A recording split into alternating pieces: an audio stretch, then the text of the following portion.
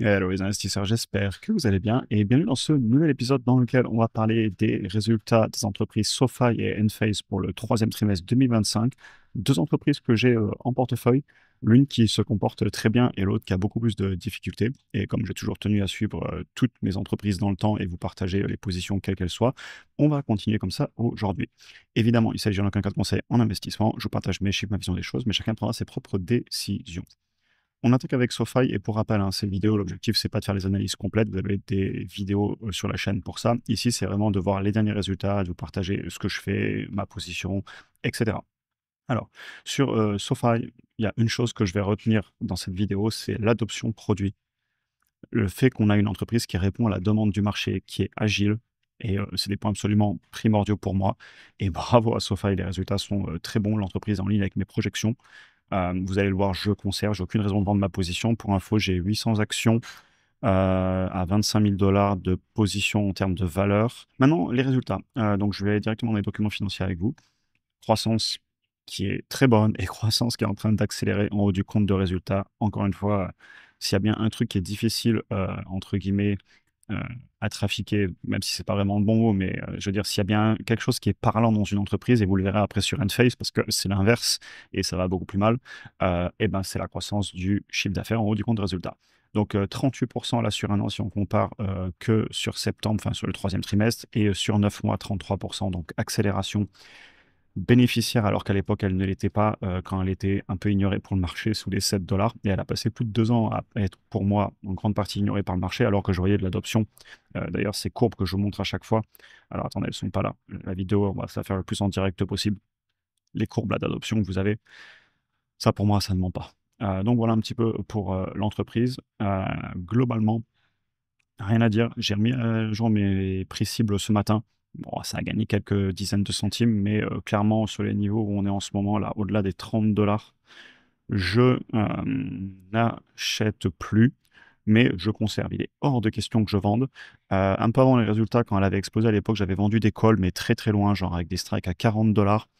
Pourquoi pas le refaire, mais généralement après les résultats, j'aime bien attendre quelques jours, laisser passer l'euphorie et la volatilité, parce que c'est pas forcément des actions que j'ai envie de vendre. Donc prudence, prudence sur la vente de call, même si ça donne envie, parce que ça paye bien, évidemment, ça paye très bien.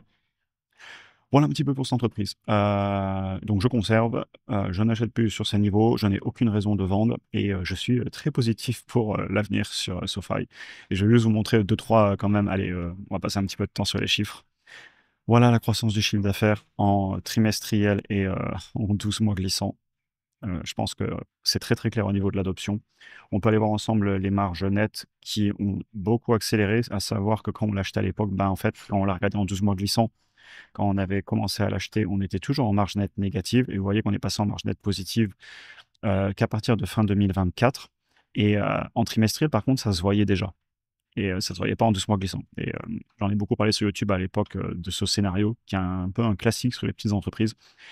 Et donc voilà, rien à dire. Les analyses, qu'est-ce qu'ils nous disent? On peut aller regarder ça 2 minutes. Les analyses trouvent qu'elle est un peu chère.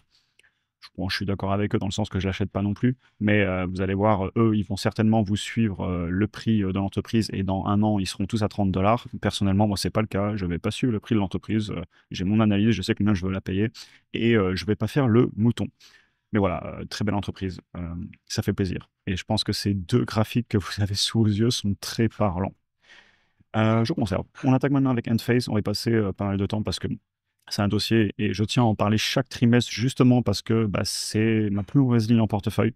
Et juste parce que c'est ça, et ben j'en parle à chaque fois et j'arrête pas d'en parler parce que ça, bah, ça me tient à cœur. Et il faut savoir en parler quand ça va mal aussi. Il faut savoir le dire quand ça va bien. Les portefeuilles vont bien, mais quand ça va mal aussi.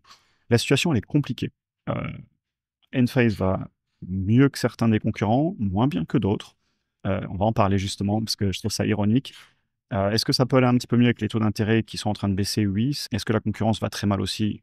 Oui, évidemment. Mais il ne faut pas non plus se mentir. Vous allez voir les chiffres. Je vois des choses qui ne me dérangent pas et des choses qui m'embêtent un peu plus et que j'aurais aimé, en tout cas des points sur lesquels j'aurais aimé que la direction agisse différemment. Et j'ai envie de dire quelle ironie quand je vous dis la concurrence va mal. Oui, la concurrence va mal, mais quelle ironie avec Tesla parce que je pense que Tesla, j'en ai déjà parlé dans d'autres vidéos, va prendre des parts de marché à des entreprises comme Enphase, notamment avec le Powerwall, le fait qu'ils intègrent dedans les micro-inverteurs, le fait aussi qu'ils en vendent, le fait aussi qu'ils ont une très bonne chaîne d'approvisionnement sur les batteries notamment, qui va leur permettre de baisser les prix, etc. Et quand je vois Tesla, la performance et la ligne que j'ai en portefeuille dessus, je me dis quelle ironie au final que ce soit eux qui fassent souffrir une de mes autres lignes en portefeuille. On va aller voir rapidement les chiffres. Vous savez quoi, on va commencer juste par le haut du compte de résultat, comme je le dis à chaque fois, parce que c'est le point le plus important. Et vous voyez que le chiffre d'affaires a fortement baissé. Et évidemment, ça a été accompagné de la baisse en bourse.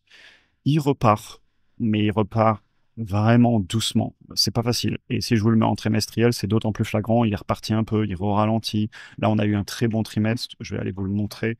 Très bon trimestre. Un bon trimestre par rapport à ceux d'avant, on va dire.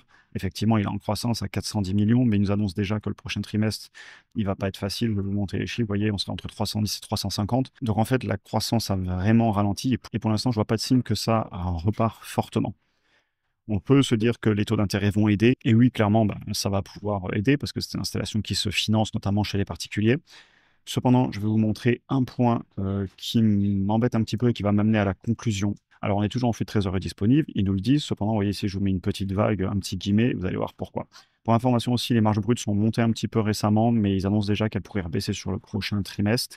Donc là, vous avez 13,9 millions de cachés sur les opérations, 8 millions de capex, donc free cash flow positif, certes. Sauf que moi, quand je vois les documents financiers, bien évidemment, on réintègre, comme d'habitude, les compensations en actions destinées aux employés et à la direction. Ils les ont baissés un peu, mais pas assez à mon goût par rapport aux performances de l'entreprise. Et c'est vraiment le point qui m'embête le plus que je vais retenir de cette vidéo. Il y a du cash, il y a plus de dettes que de cash, on ne va pas se mentir. Pour l'instant, ça va, ils ne brûlent pas encore de cash, mais c'est ce qui va m'amener à la conclusion que je vous ai écrite. Et il faut être honnête, si je ne l'avais pas en portefeuille aujourd'hui, est-ce que je l'achèterais en ce moment? Je pense pas. C'est facile à dire a posteriori, hein, mais oui, c'était une erreur. La traversée du désert est très longue. Sur le long terme, est-ce qu'ils vont survivre? C'est tout à fait possible, surtout qu'il y a des concurrents qui vont plus mal qu'eux, mais il y a des concurrents qui vont mieux qu'eux aussi. Typiquement, à mon avis, Tesla, qui est très fort, et vous savez que j'ai investi dessus. Et donc, si je vous amène à la suite de ma conclusion, est-ce que je conserve? Pour l'instant, oui.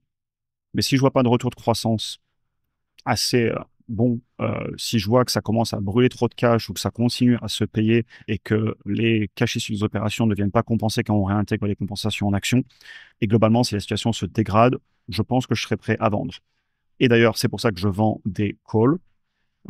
Et si je venais à me faire assigner sur mes calls, c'est pas grave, ça paye bien, il y a de la volatilité, donc je rentre pas mal de cash, je vends des calls très souvent sur mes positions, sur mon call et sur ma ligne ici, vous avez ma position en portefeuille. Et du coup, je voulais finir cette vidéo sur quelque chose dont on parlait il y a pas longtemps dans le school ensemble, sur les erreurs et sur faire le bilan a posteriori, et revenir aussi sur ce qu'on appelle la tin can strategy et la diversification. Ce qui est amusant, c'est que l'impact sur le portefeuille, il est minime, parce que ça pèse de moins en moins. C'est une ligne aujourd'hui qui est dans les 3 000 à 4 000 $, comme vous le voyez ici. Par rapport au portefeuille, c'est beaucoup moins que ce que ça l'était suite à la baisse.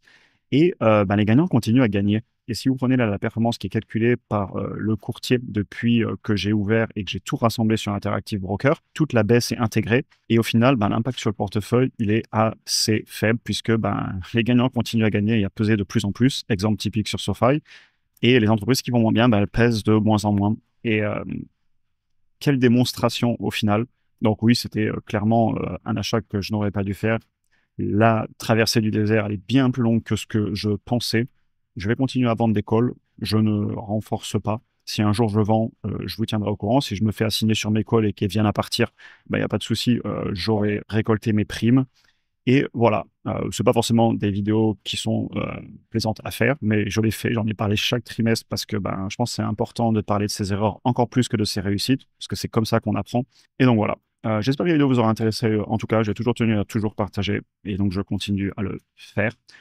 Comme d'habitude, pour ceux qui veulent nous rejoindre dans la communauté pour avoir accès aux vidéos, aux lives, on a fait une revue de portefeuille dimanche, justement, on regarde ce qu'il y a dans le portefeuille, la performance, etc. Aussi, je réponds à vos questions, mes ordres d'achat et de vente, tous mes prix. Vous avez les liens en description. La dynamique, elle fait hyper plaisir en ce moment, et j'essaie d'être le plus présent possible pour répondre à tout le monde. J'espère que la vidéo vous aura intéressé. Je vous souhaite une excellente journée et à très bientôt pour un prochain épisode.